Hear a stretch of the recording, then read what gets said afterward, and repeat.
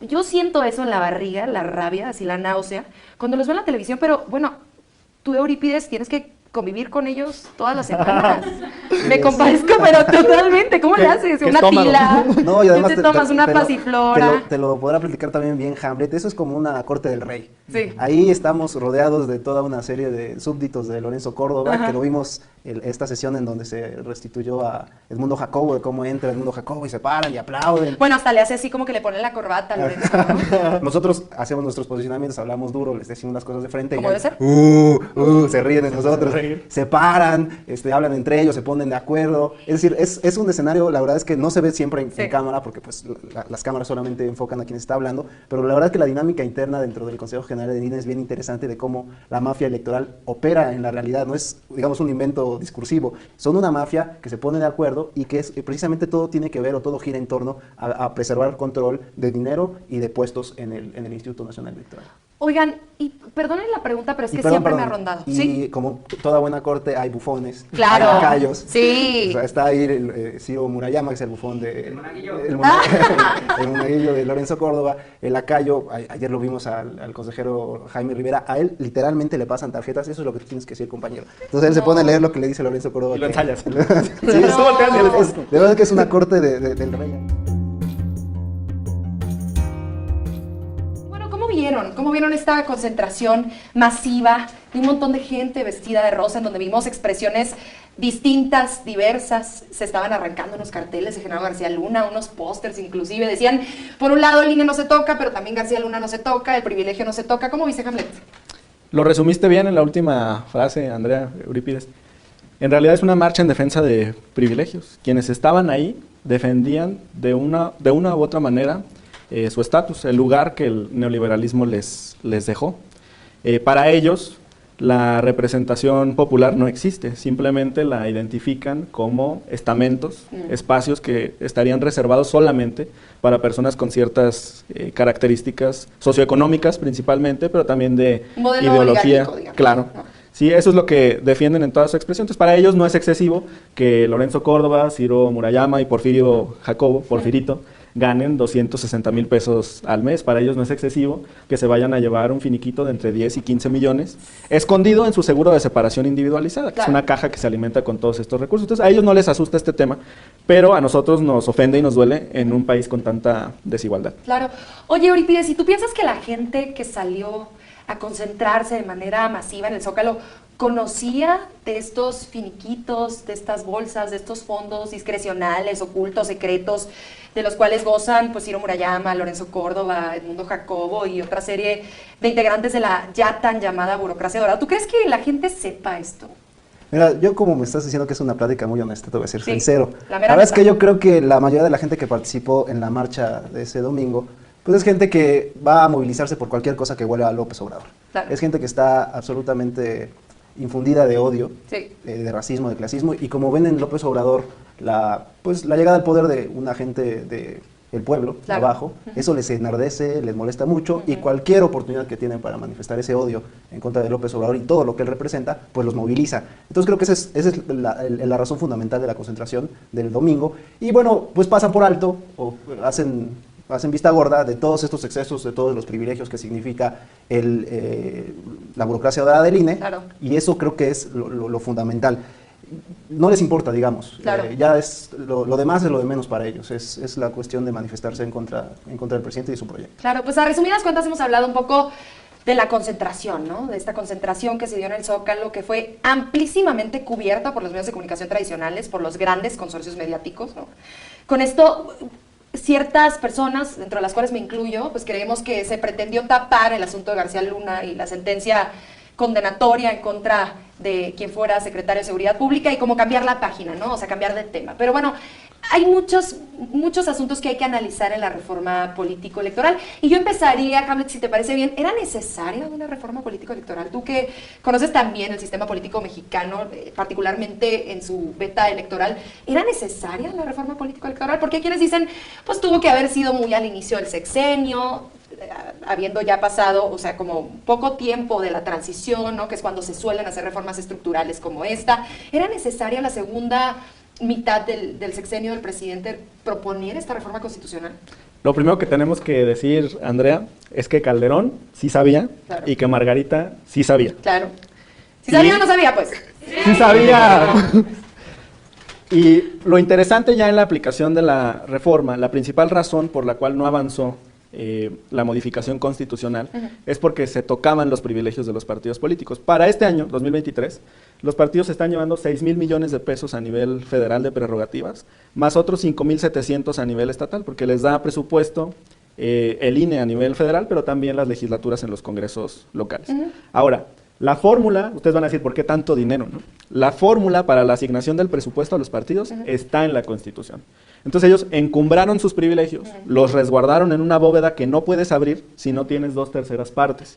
De ahí la importancia, Andrea, de que en el 2024 haya una elección contundente a estos partidos corruptos del régimen neoliberal, de la mafia, como bien expresó mi compañero Eurípides ahí en el Consejo General del INE, para por fin derrotar estas barreras y que pierdan esos recursos. Y hay encuestas. Le salió el tiro por la culata a Lorenzo y a Ciro, porque creyeron que después de una campaña de desinformación del INE, la ciudadanía iba a estar en contra de los principales aspectos de la reforma constitucional y también se replican algunos en el Plan B.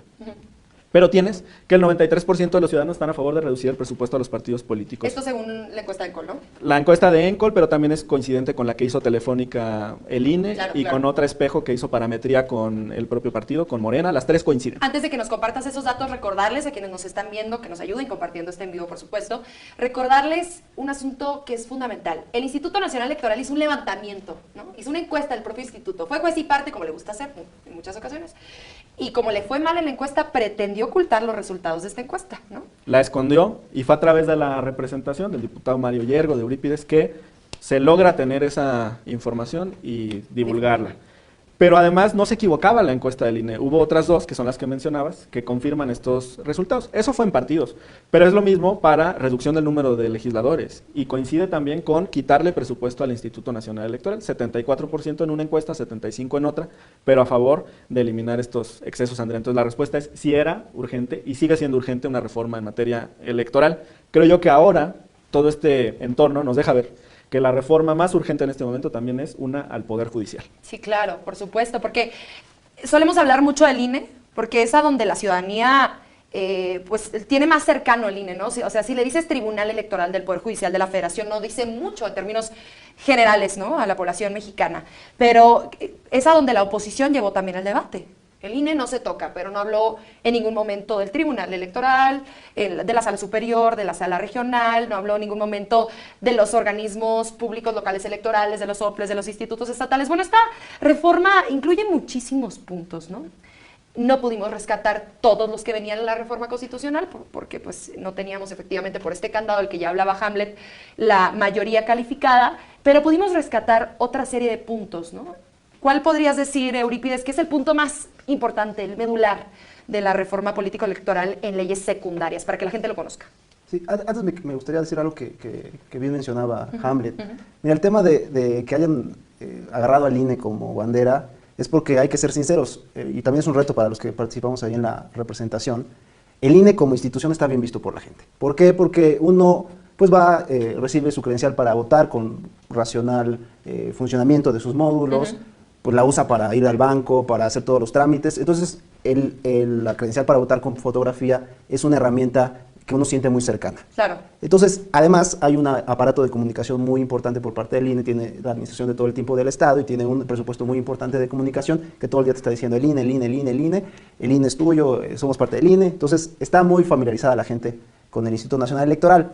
Esa cuestión la han aprovechado los que están en la cúpula del poder del INE para decir que entonces ellos son el INE y que la gente sienta que si hay alguna transformación que toca los privilegios de arriba, puedan ellos decir, es que nos quieren quitar nuestra credencial para votar. Entonces, para mí sí es muy importante y ha sido una cuestión muy reiterada que hemos tratado de hacer, decirle a la gente que es absolutamente falso que esta reforma tenga de cerca algo que ver con que no tengamos ya nuestra credencial para votar, que eso sigue absolutamente garantizado, y yo diría que eso es parte de lo fundamental de comunicar en términos de qué es la reforma electoral, qué es el Plan B, es que el INE sea eficiente, que sea austero, pero no tiene nada que ver con que va a cambiar algo con el tema de la credencial para votar. Eso es para mí fundamental, claro, que lo digamos. Porque es una de las mentiras más dichas, ¿no? Y hemos visto a compañeras y compañeros que con valentía se acercan a las marchas y le preguntan a la gente, ¿por qué está marchando? Y la gente dice, no, pues porque me van a quitar mi INE, mi único documento identitario, imagínate nada más.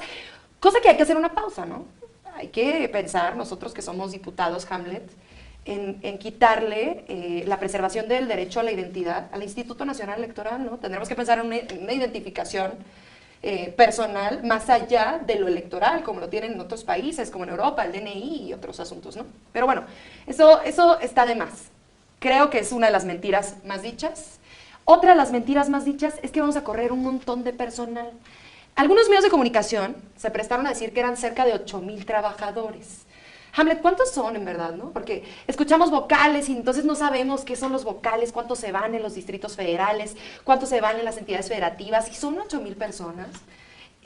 ¿Cuántos se van efectivamente? Para decirle a la gente, ¿no? Y que son datos verificables, más allá de lo que estén cacareando, pues, estos referentuchos de la oposición.